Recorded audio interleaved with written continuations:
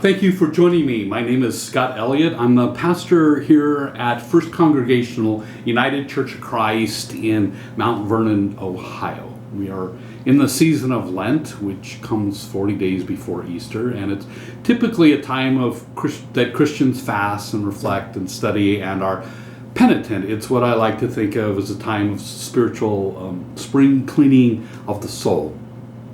And the tradition traces its roots actually all the way back to Jesus fasting and preparation during his 40 days in the wilderness, where we're told he was led by the Spirit into the wilderness to be tempted by the devil. And I cannot help but think, this has been on my mind a bit, how we are being tested in these Lenten days in ways that are similar in some regards to Jesus' tests. The first, and I'm talking about the pandemic that we are undergoing and all that's going on with it. And the first test Jesus faced from the devil was about focusing on physical necessities. All of us have been involved a little bit on that, but over-focusing on it is the problem. And in the story, the necessity is food, represented by bread. And Jesus passes the test by remembering that we do not live by bread alone. Things aren't the be-all, end-all, but actually what is the Word of God. And during this pandemic, we have seen some succumbing to focusing on needs alone over and above the Word of God, hoarding in absolutely crazy ways. The selfish over-acquisition of things seems to have far outweighed the Word of God that commands love of neighbor as you love yourself. And few of us have, though, I imagine, done that hoarding. I hope I'm right. And actually for many, if not most of us, we are seeing in this crisis how very true Jesus' test answer is. We do not live by bread alone. We need the Word of God, which not only breathed creation, including us, to existence, but teaches us to aim toward the care and desire for the well-being of others. And actually, God manifests God's self in that care and desire for the well-being of others. The Word of God exists in our loving actions. The theological definition of love is actually that, the care and desire for the well-being of others. In the second test that Jesus faced, he was asked to test God by putting himself into peril. Jesus passed that test by remembering that we are not to put God to the test. And some out there are testing God, putting themselves and others in peril, tempting the disease by breaking protocols. But thankfully, most of us have not.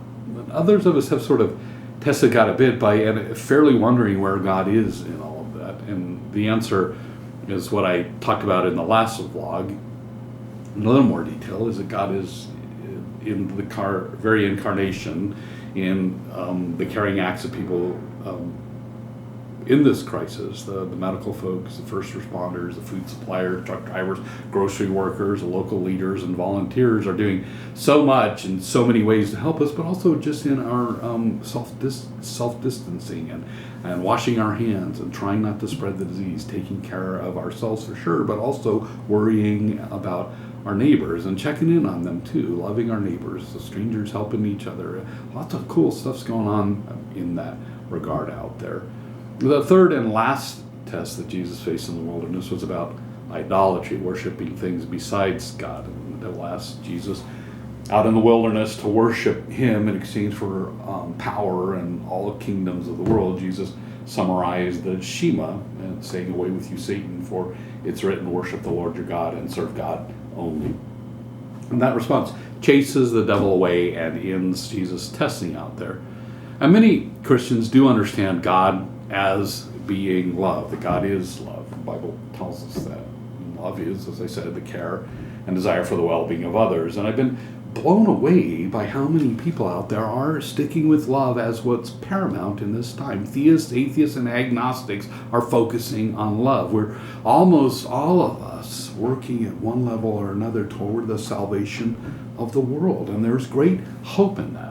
When this is over, there will be a resurrection of our culture and our lives, and it will be because God works in us all when we center on love. And it doesn't matter if we call love something other than God. All that matters is that we are being loved, that we care and desire the well-being of others and work towards it, and most people really are doing just that.